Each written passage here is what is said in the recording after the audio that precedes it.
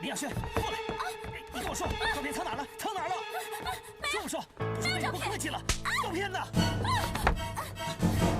放开他！照片呢？没有照片！你给我拿出来！你放开他！你是谁呀你？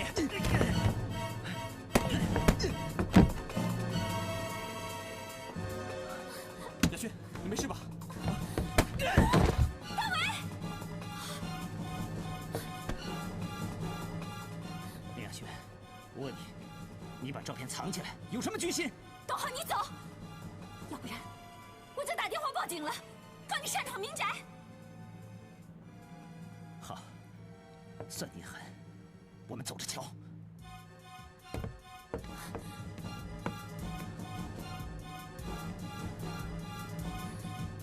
大伟，大伟，大伟，你怎么样啊？怎么样？啊，流血了。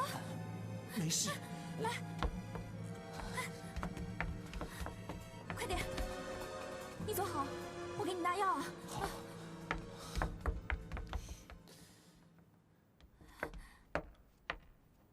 大伟，喝咖啡吧。谢谢。怎么样？还疼吗？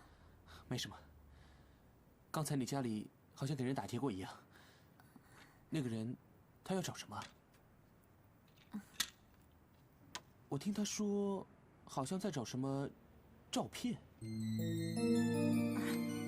没事，都是一些纠缠不清的琐事。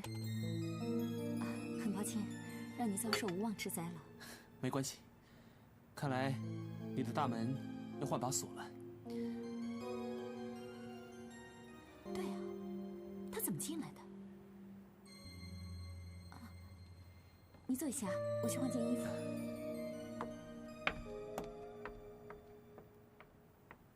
看样子，照片还在他手上。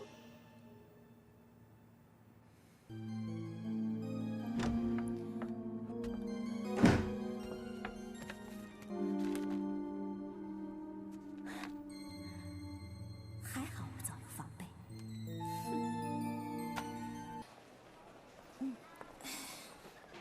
香香，表姐，他们都走了。我看他没什么事，就让他们先回去休息了。哎，大伟，我怎么会在这儿啊？你在家里晕倒了，你忘了吗？怎么样？有没有什么恶心想吐的感觉啊？哎呀，我怀孕了。怀你个头啊！医生说怕你脑震荡，如果没有这种症状的话呢，那我想明天下午就可以出院在家观察了。表姐，王大为会说这种玩笑话，就表示没问题。王大为，刚刚你在家里晕倒了，我还以为你在装蒜呢。为了不想回答你跟林雅轩之间到底有没有怎么样？我们现在应该说正事了吧？你跟林雅轩在酒店里到底做了什么？我们是聊天喝咖啡。哼，我才不相信，有谁喝咖啡会去酒店啊？哎呀，帮忙啊！没有知识也有常识，没有常识也要多看电视。酒店除了住房间以外呢，还有西餐咖啡厅的。我跟他聊天喝咖啡，我哪里做错了？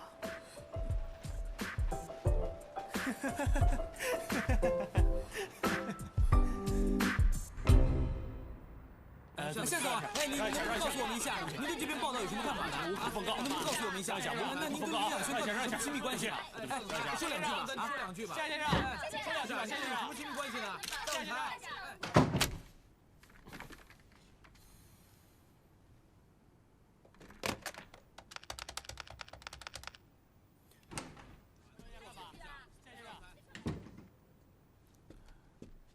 总裁，发生什么事了？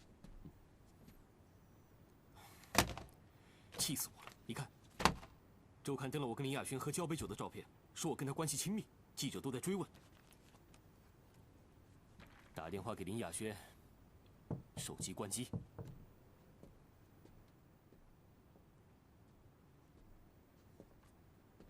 他太过分了。总裁，你先别着急，我想这不是林雅轩的主意。昨天晚上，大威在林雅轩家里面跟董浩起了冲突，还受了伤，现在人还在医院。太严重吗？还好，不碍事。这次大为顺利的和林雅轩接上了线，而林雅轩跟董浩之间因为不和起了冲突，这对我们比较有利。董浩这混蛋，竟然做出这种事！我觉得董浩的意图很明显，就是为了敲诈。没有打电话来，警告的意味很浓。但是目前没有证据，我们只能拖延时间，让大为抢先一步拿到照片。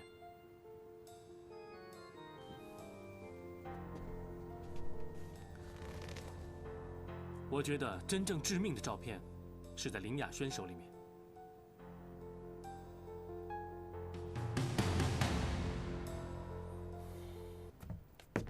你怎么又来了？我找你有事。算我倒霉，在公司碰到那个阿姨，跑去告我的状。后来呢？后来，公司把我开除了。就因为你打我，总裁把你开除了？那倒不是。为什么？是不是因为你自己在公司里出了什么差错？是，我是出了差错，我挪用公款亏空了，所以我想利用你跟总裁暧昧的照片去敲诈他，好把挪用的公款补上。谁知道阴沟里翻船，栽在一个阿姨的手里。哼，当初说的那么好听，要帮我。董浩，今天你算是露出狐狸尾巴了吧？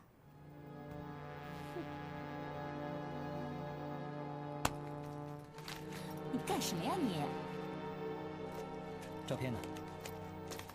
我没有拍到什么照片。你骗我吧？我刚到总裁家不久，没有机会。我才不信你说的话呢。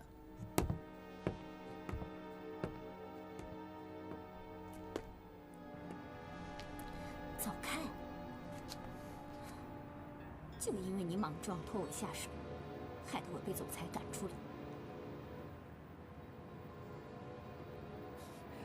好好好，是我不好，我向你道歉好不好？这样吧，雅轩，只要你把照片给我，我就给你5万，怎么样？我没有照片，你听不懂吗？要不这样吧，我们合作。好啦，你不要再说下去了。我真的没有照片。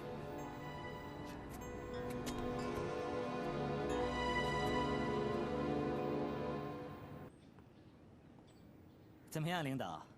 找有事啊？别叫我领导，叫我连庄。哎，不，这怎么说你也是总裁的特别助理，在公司是我的上司，我不能对你失礼啊。怎么样？你今天约我来，什么事儿啊？总裁非常关心周刊报道的事情，他不想再有同样的事情发生。哦，对，这件事我好像也听说了。董浩，你别装蒜了，我查过了，这些照片和信息是你发出去的吧？哎呦，冤枉啊！我跟几个朋友喝茶聊天闲扯淡的，谁知道他们对总裁的八卦新闻那么感兴趣，就给登出来了。我哪知道啊！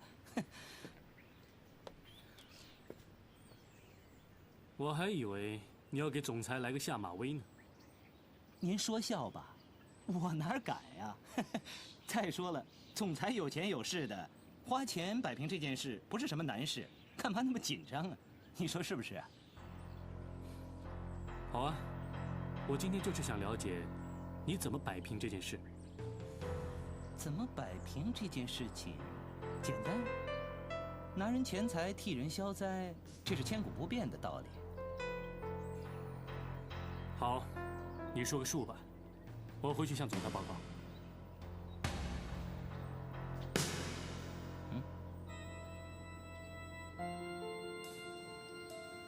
3万。3万？你这不是折了总裁的身价吗？我告诉你，是300万。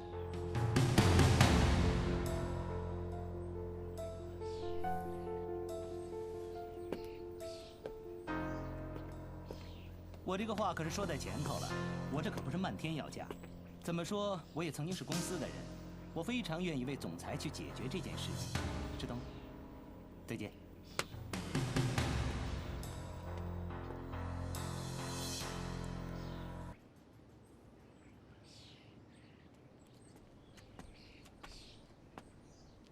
你现在可真是出名了。你就不用挖苦我了，我都没有地方可去了。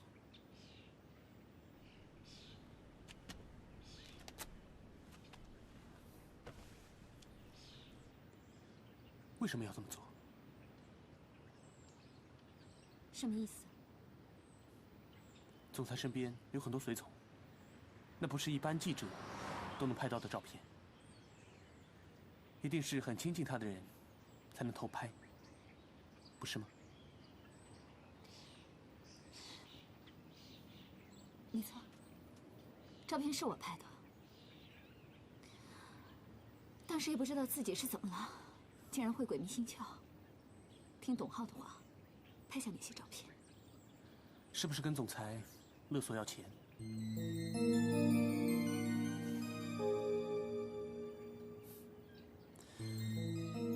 目前周刊的报道只是引起话题而已。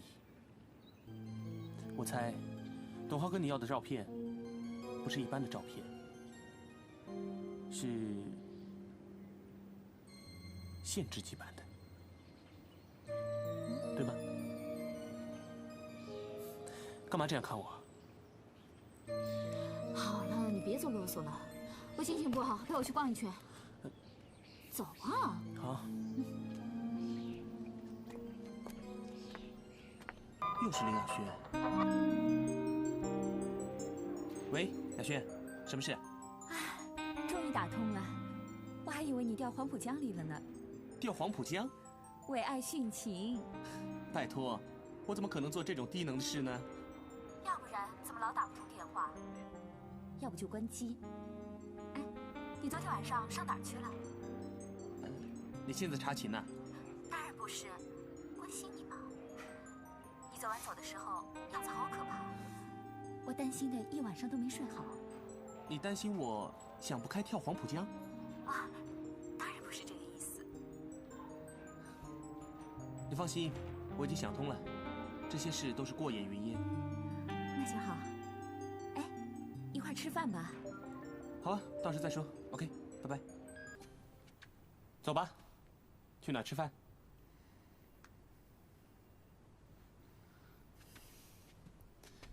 怎么了？你为什么骗我？今天你在跟连庄谈什么？是不是谈有关照片的事情？董浩已经打电话告诉我了，我很意外，没想到你竟然也是这种人。抱歉，事实上，昨天晚上我就想告诉你，只是怕我受到伤害是吗？很抱歉，我欺骗了你。不瞒你说，我的万事 OK 公司接了总裁的聘用，要帮他找回你跟他的照片。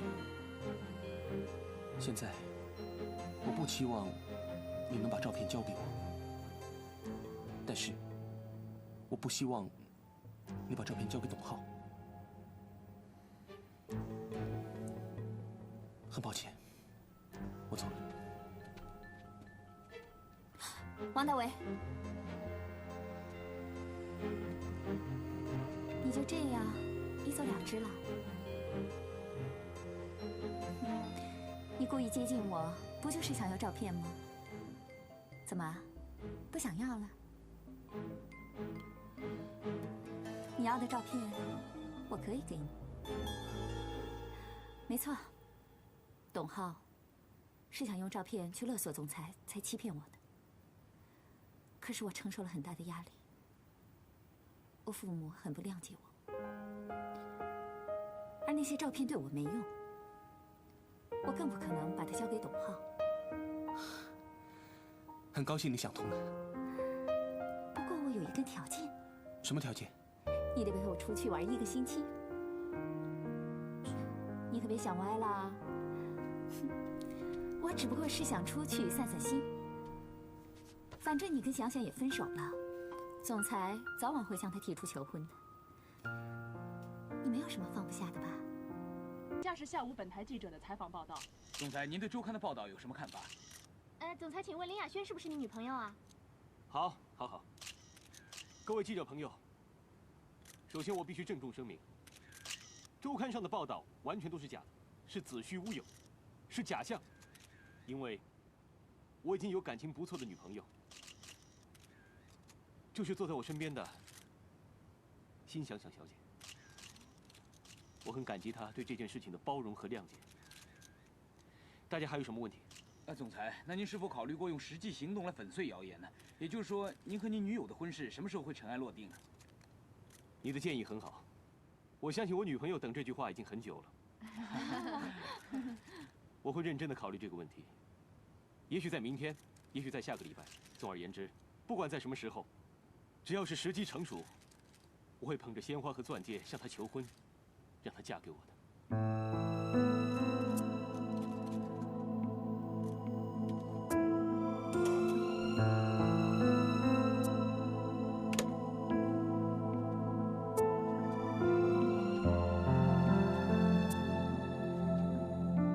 忘了他吧。在众目睽睽之下说那种话，说明总裁是在玩真的，而不是场面话。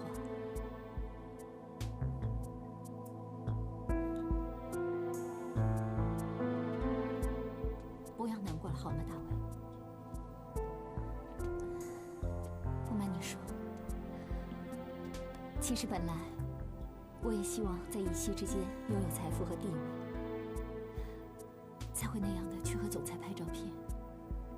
可我现在梦醒了，也后悔做错了事。唯一不后悔的是，让我认识了你，和你在一起，我很快乐。大卫，带我走吧，离开这个伤心梦碎的地方，走得远远的，我什么也不要，只想和你快乐的在一起。怎么？你觉得我很疯狂，或者是很傻？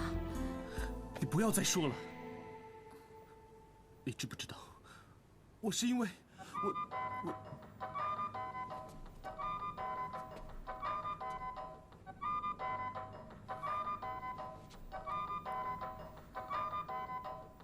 你为什么不接电话？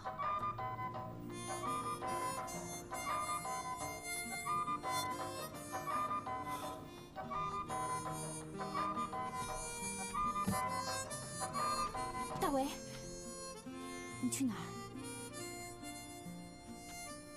我不知道，我只想一个人出去走走。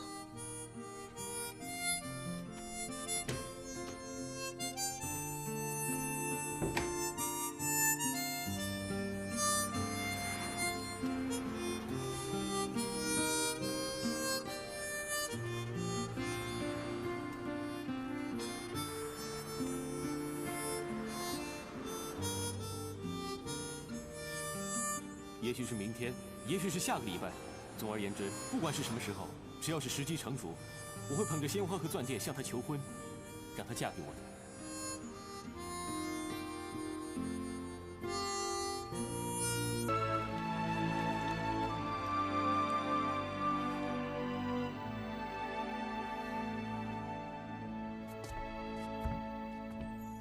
思念是一种很玄的东西，如影随形，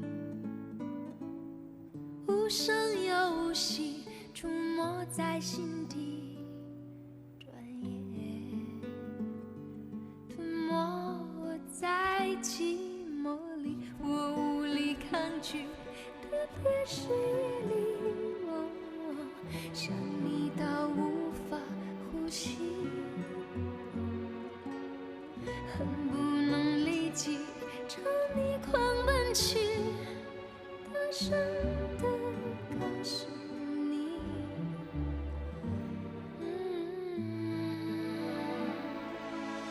愿意为你，我愿意为你，我愿意为你忘记我心里，就算多一秒停留在梦怀里，失去世界也不可惜。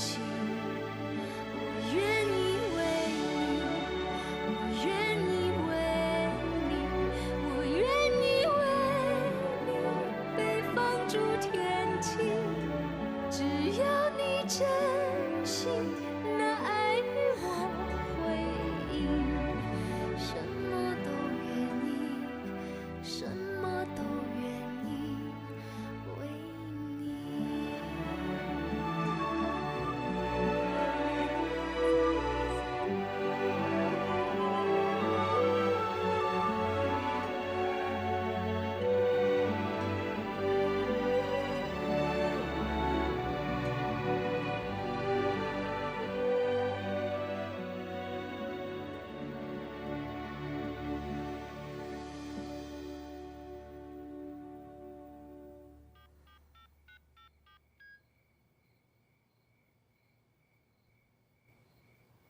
你好，您所拨打的电话已关机。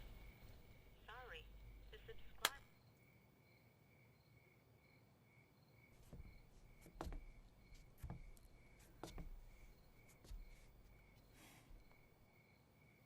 在想什么？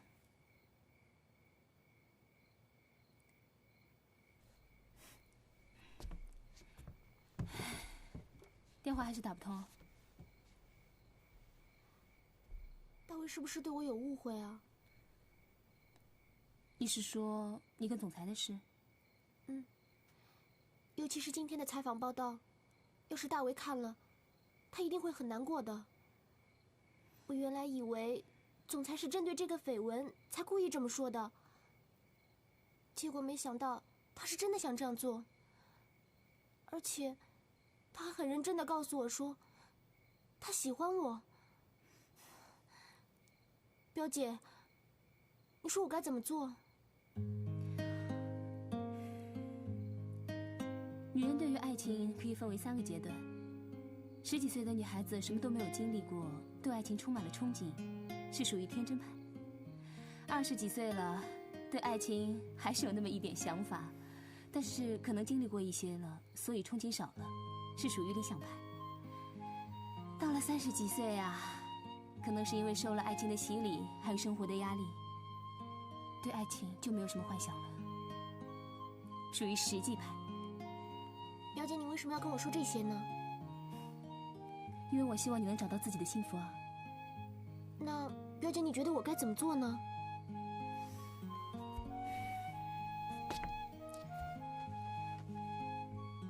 我是觉得呢，你不需要去拒绝总裁的追求。当然了，王大为是个不错的男孩子，我只是希望你能给自己多点选择。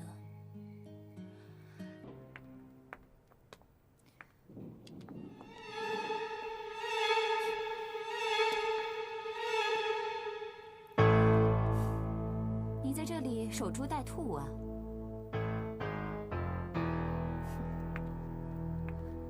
我已经把门锁换了，你搜查不到什么。坦白告诉你，我没有照片，你别再来烦我。我不信，你是不是把照片给你的男朋友了？董浩，你擅自刊登我的照片，给我带来很多麻烦。我没有找你算账，你还要怎么样？对不起，不过现在鱼儿已经上钩了，不需要再撒饵。我可以向你保证，我以后不会再麻烦你了。什么意思？连庄现在已经向我开出价码了，我是万事俱备，只欠东风，就差你的照片了。我没有照片。亚轩，我已经很累了，你另外想办法吧。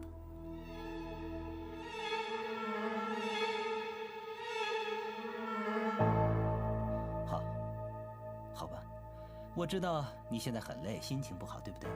好，我们改天再谈。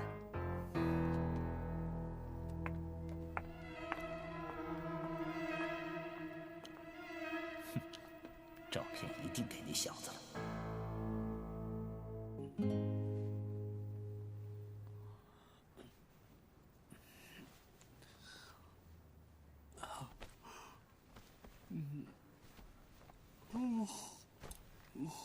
早安。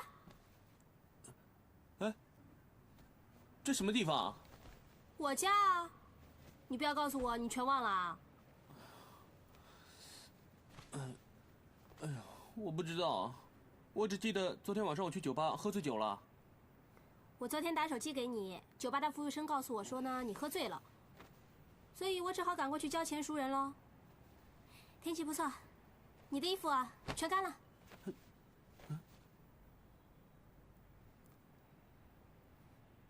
干嘛这么看着我？你昨晚醉得胡说八道，害得我被你……你被我怎么样？我被你吐了一身。你呀，睡得跟猪一样，还能怎么样？太丢人了，我以后不喝酒了。嗯，你一定饿了吧？我给你准备了早餐。谢谢。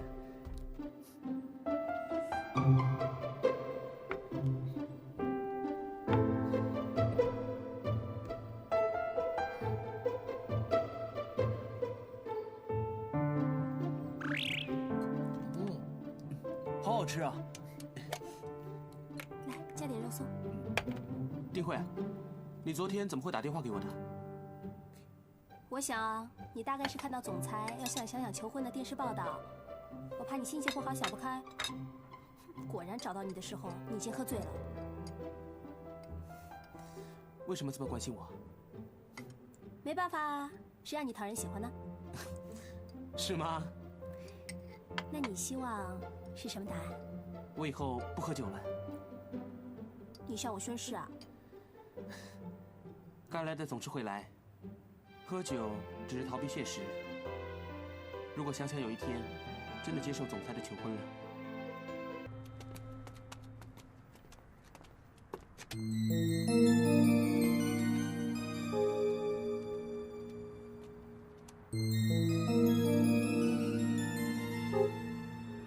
奇怪，那男的不是雅轩新交的男朋友吗？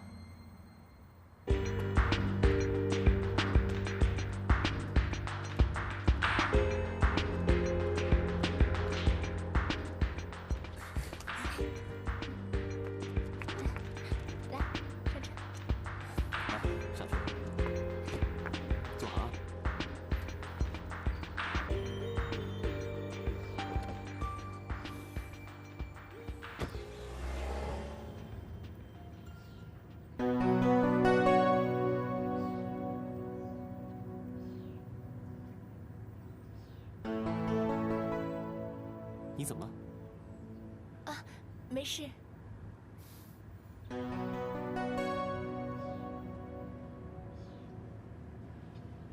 走吧，我请你吃饭。你不是要回家吗？不回家也不要紧。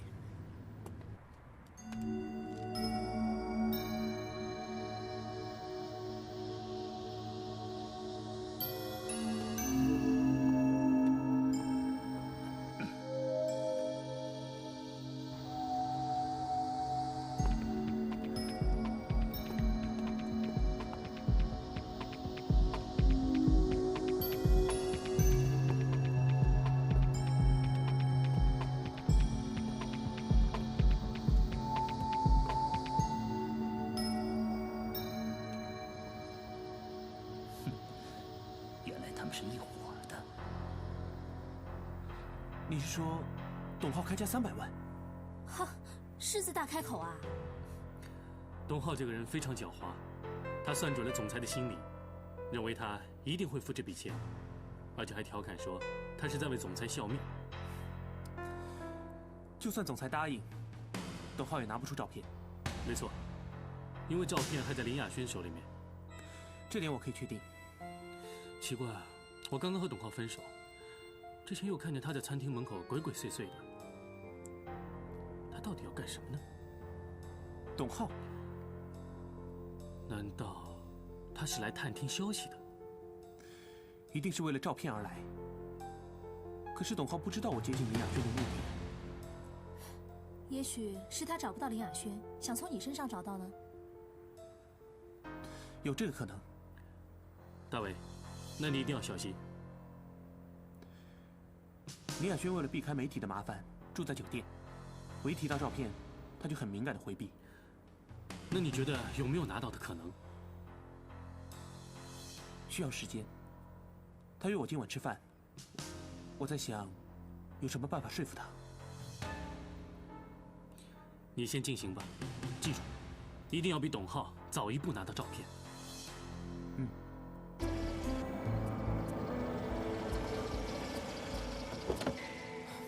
总裁来了。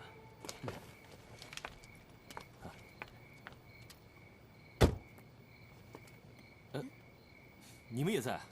总裁，连庄，那件事怎么样了？我在跟大为商量。你们聊吧，我先进去了。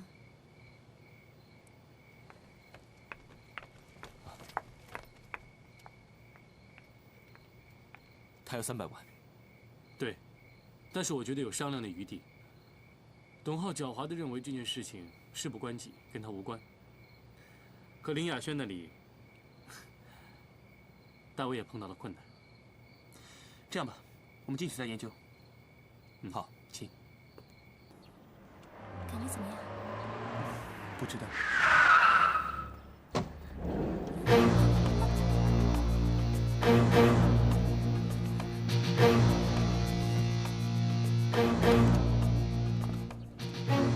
董浩，是你？是我，肖兄弟。对总裁和林雅轩的照片有兴趣的话，就跟我走。不要，大伟，看来他们不像什么好人，别上当啊！你别担心。去什么地方？上了车会告诉你的，请吧。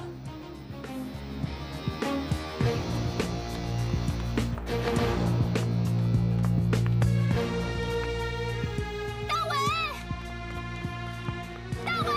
伟，大伟，大伟，大伟，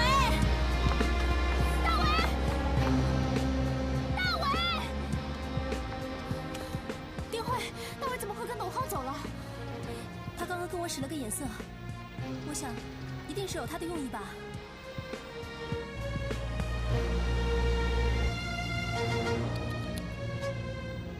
帅哥，你还真有魅力，总裁的女朋友都那么关心你。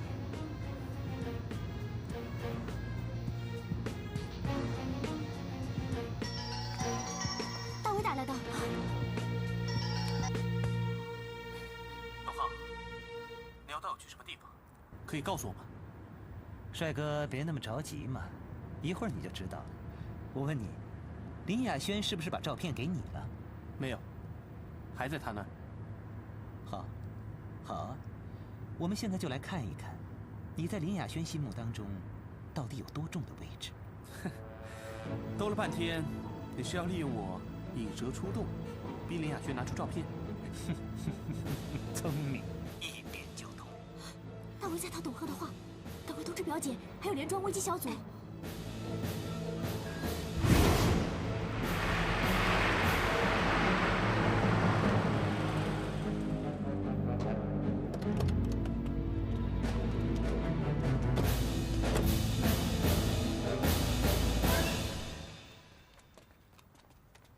走，走，走啊！你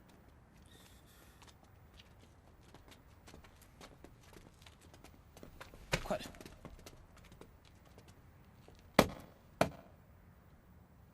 哎，干什么？什么事？这么长时间只有15块钱，我们想回家了。嘘，小声点，别让他听到。钟点工都给10块了。对啊，我们干这个也太累了。行，别说了，别说了，我给你们加倍，30块，30块，怎么样？怎么样？啊，好。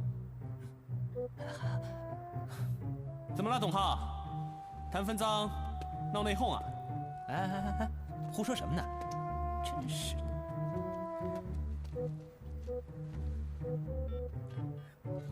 哎，小兄弟，厕所在哪里啊？我好急啊！那边。啊，我自己去好了。哎，站住，站住，站住！我说小子，你瞎跑什么？当然是去拉。听你这么说，我就想吐啊！哎呦，董浩，你平常呢一定很少看电影，没什么文化。你要利用我逼林雅轩出来，那至少用根绳子把我绑起来，那才像样，林雅轩才会相信嘛。你看，我想上个厕所，你就怕我溜了。你说，你还要我来提醒你？这口气，我真的憋得。好想吐！老六，找个绳子，你绑起来，绑起来，绑起来。好。哎，慢，那也等我拉好嘛。闭嘴！笑什么？老板，他说的对啊。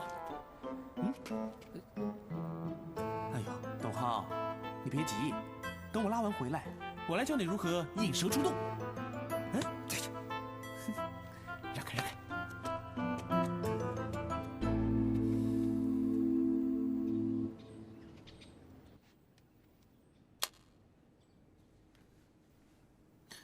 引蛇出洞。对，董浩就是利用李雅轩喜欢大为的弱点，让他交出照片。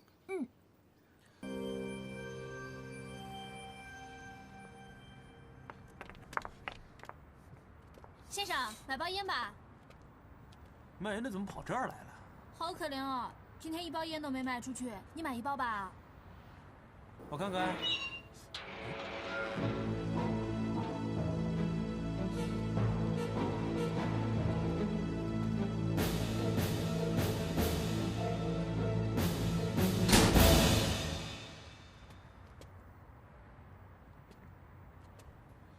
抽根烟吧。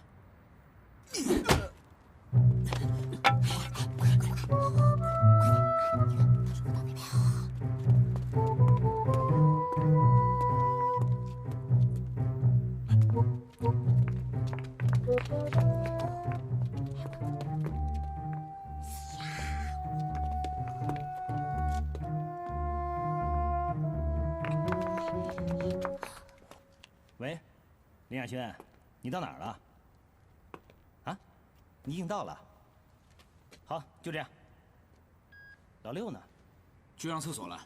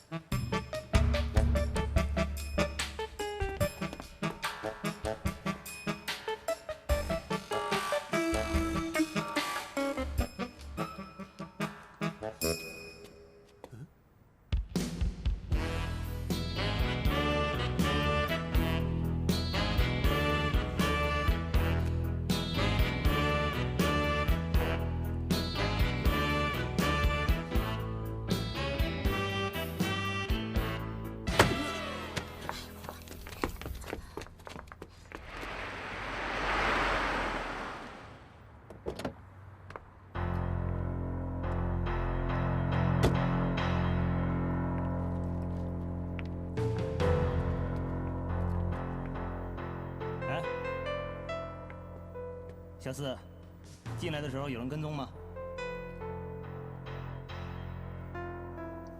董浩，我看你是想钱想疯了，快把王大为放了！没有办法，你不肯合作，我只能用这种方法把你请来了。东西呢？在我包里，你快把他放了！你先让我看看磁盘，我再把它放了。大为，你怎么样？我还好，没事。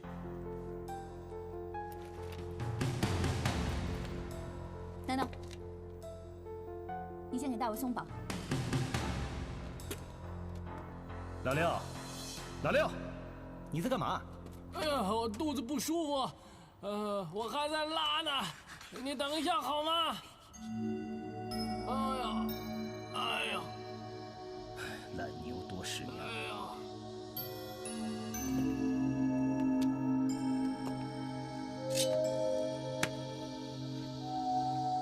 怎么样？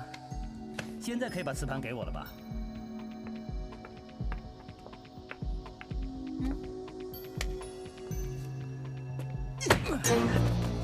小四，快抓住他，把他抓起来！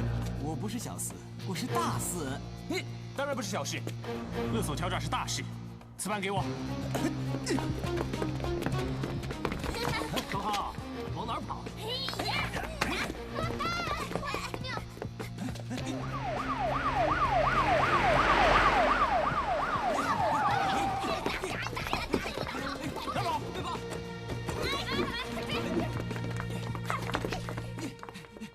这边，走！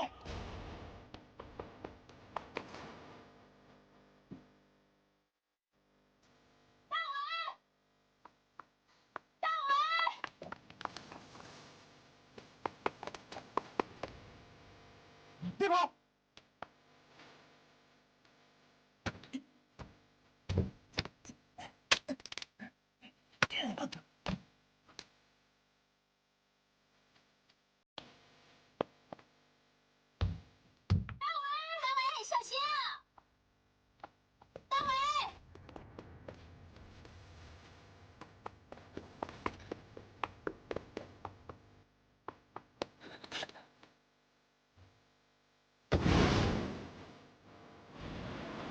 站住！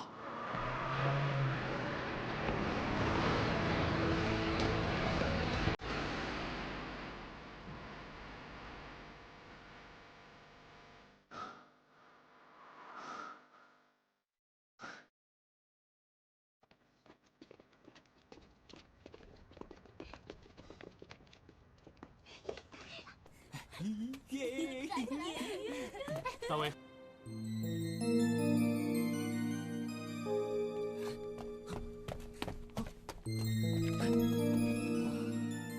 加油，加油，加油！加油啊！董浩，站住！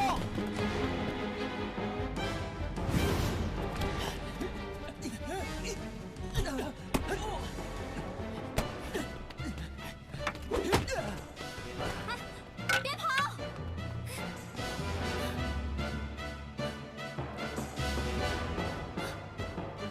大伟，你怎么样啊？没事，让他跑了。我们回去吧。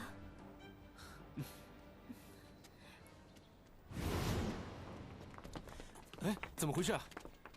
要不要紧？没关系，不影响比赛。你被人打了，发生什么事啊？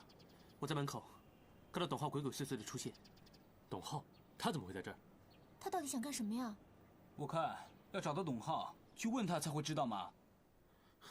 我觉得我们应该先报警，以防万一。这样，您的馄饨。那好，慢用啊。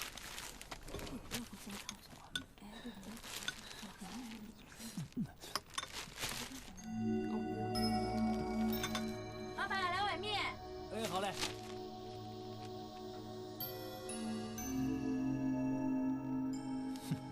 羊毛还是出在羊身上，总是会有机会捞一笔回来的。哎，他们来了，他们来了！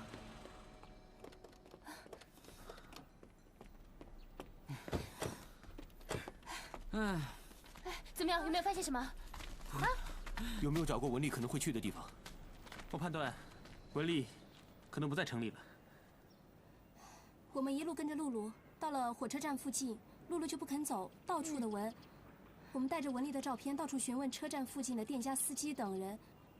有店家确定夏文丽买过粽子之后就进了火车站，也就是说，文丽可能已经离开这儿了。不会吧？他会去哪里？是谁带他走的？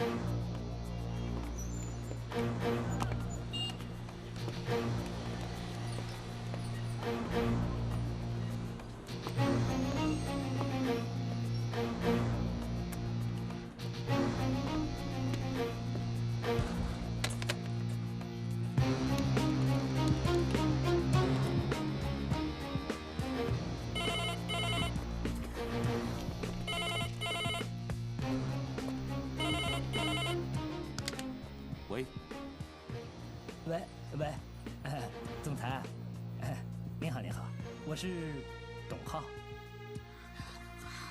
董浩，果然是你。是我。总裁，您女儿现在可是在我手上。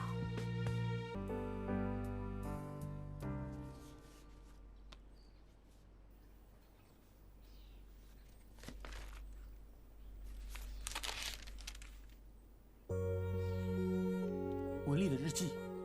对，我无意间在抽屉里发现的。我看了以后很难过。她一直很想念她的妈妈，甚至认为她妈妈的去世都是她爸爸造成的。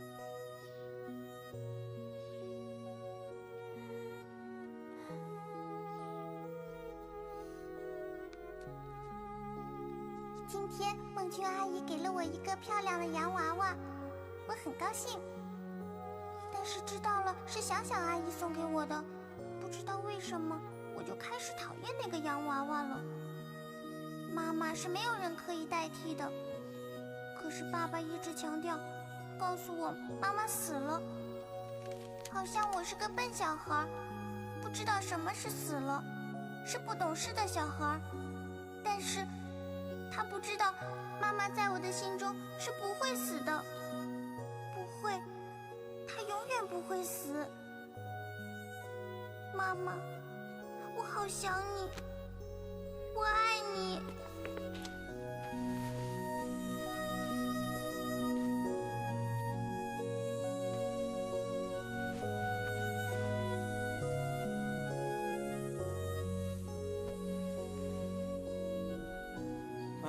好的。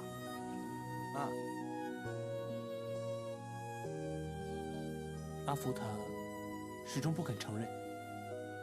对，不知道为什么。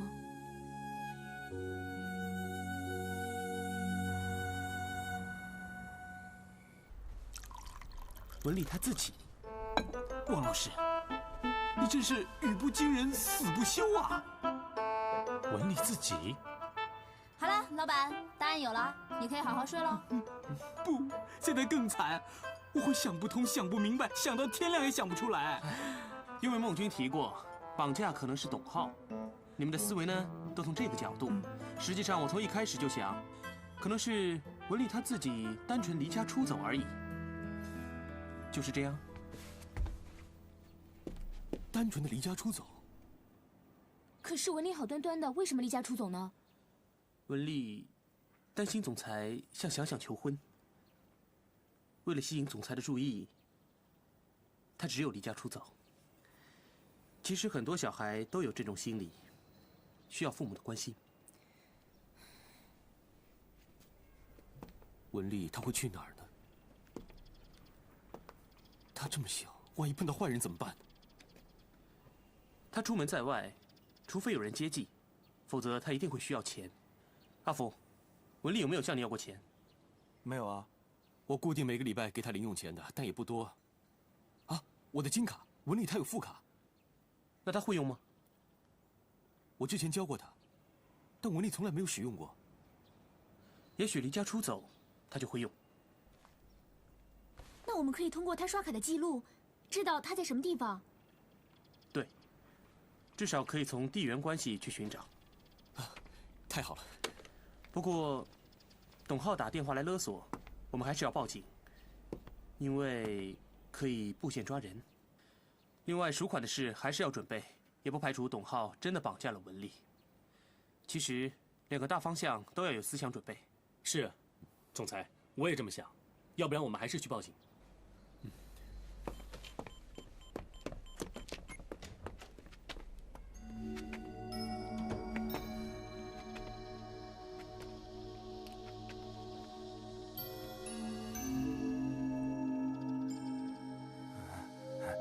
文丽吉人天相，应该会没事的。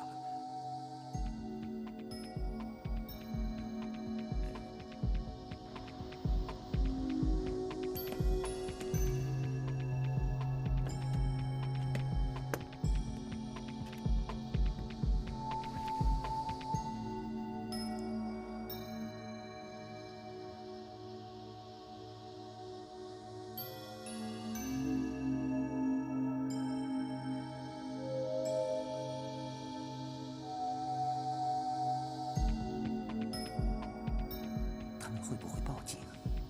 这烫嘴的肉要怎么吃？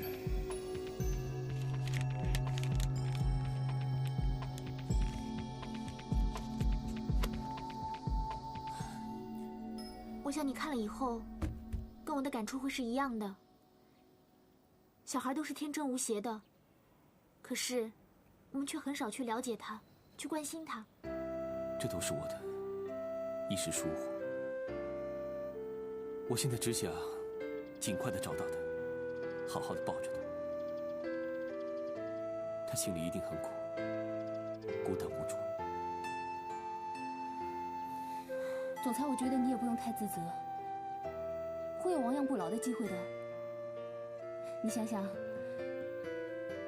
经过这次的事情之后，总裁一定会更珍惜跟文丽之间的感情。文丽回来了，你可以好好弥补之前的误会。感情一定会更好的。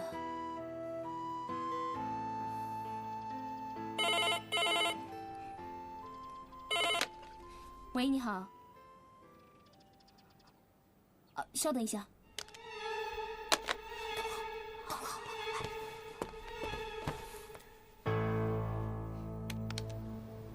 喂，你好，我是夏良。喂，是我，总裁。你怎么那么久才接电话？是不是有警方在监听啊？你想太多了。总裁，我提醒你一句，您的女儿现在在我手上，你最好别耍什么花样。还有，你告诉王大为那个傻瓜，他别以为带着一条大狗在街上晃就能找到你女儿，哪有那么容易啊？你那个钱准备好了没有啊？正在准备。钱没问题，董浩，我女儿呢？我想跟她说话。说话？那个想跟你女儿说话。总裁，你不要着急嘛，把钱交了，你就可以跟你女儿说话了，好吧？回头我打电话告诉你怎么交钱的方式啊。就这样啊，再见。喂。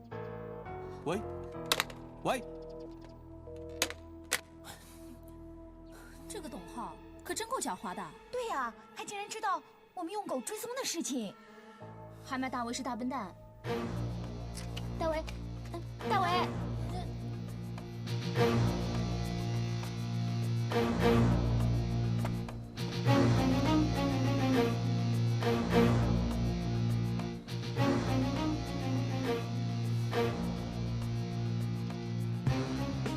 没事的，被人家骂大笨蛋嘛，当然很生气了。没事的啊。阿福，去请王大为进来。是。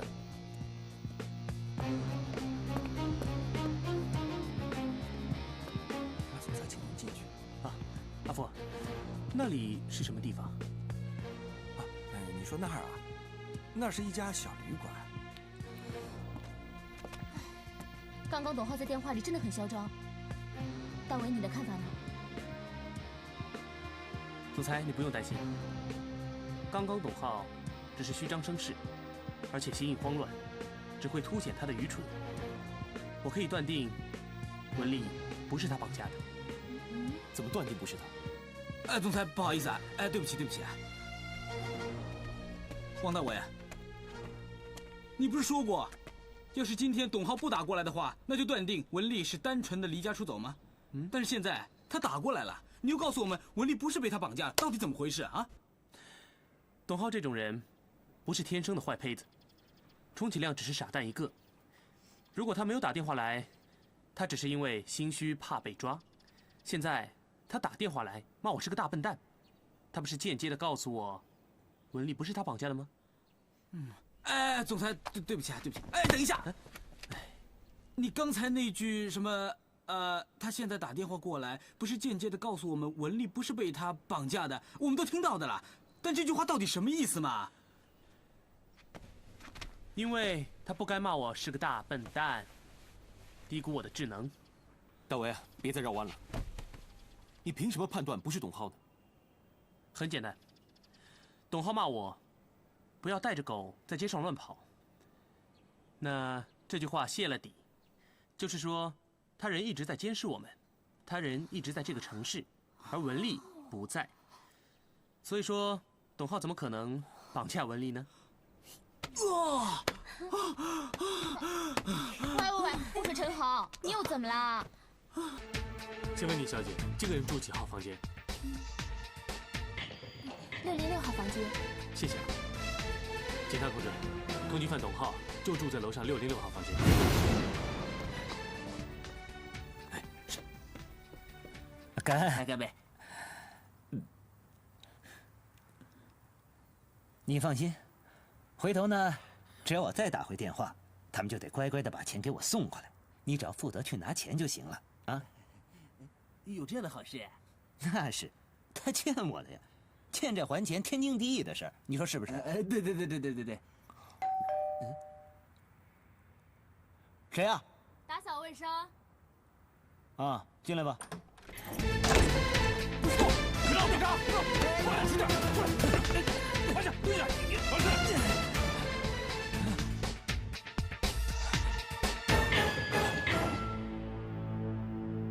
来，各位，我先说两句啊。总裁特别交代过，庆祝董浩被抓，总裁请大家喝酒，来，干杯！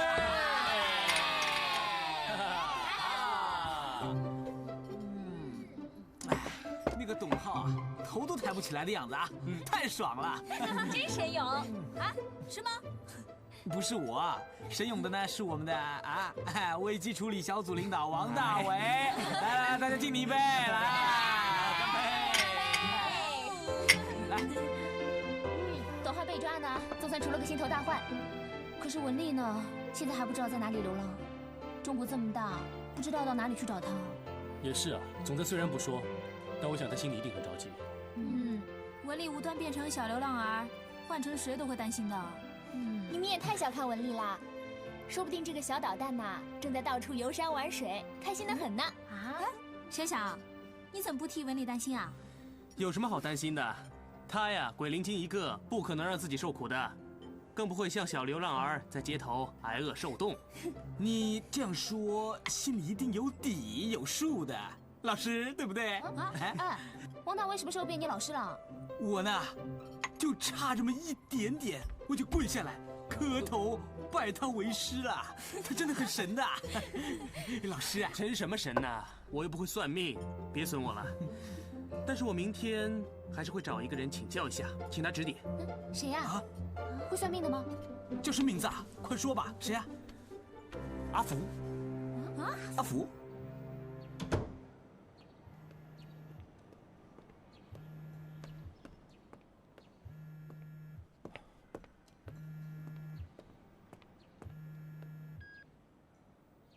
喂，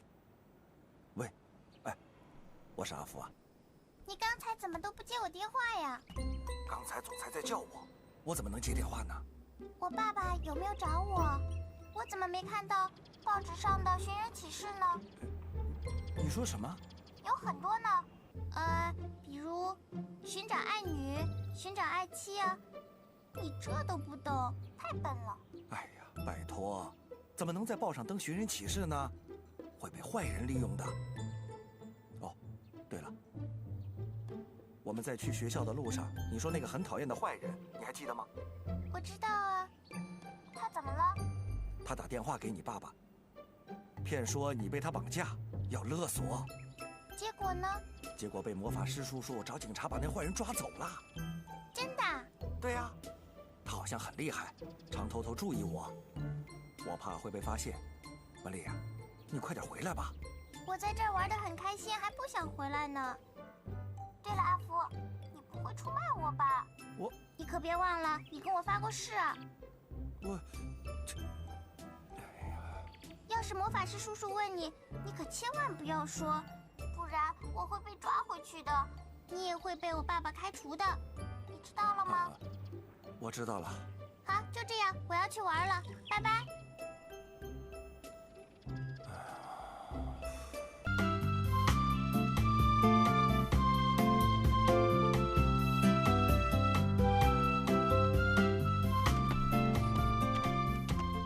文丽，文丽，来这儿玩这么多天了，也没想爸爸？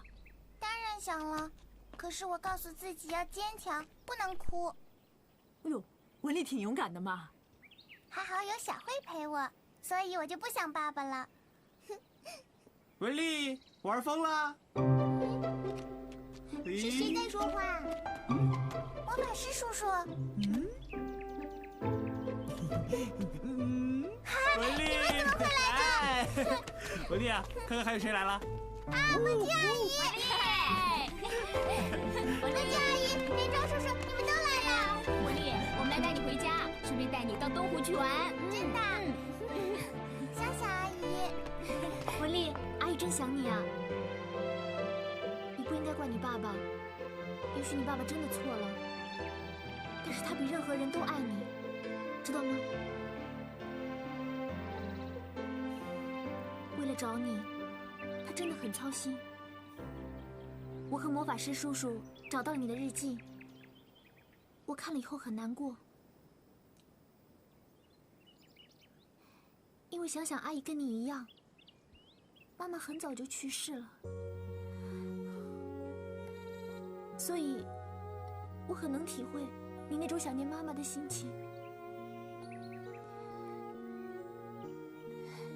我妈妈也是永远的活在我心里。你爸爸也看了你的日记，他很难过，也很自责。但是你要相信，爸爸对你的爱和对你妈妈是一样的。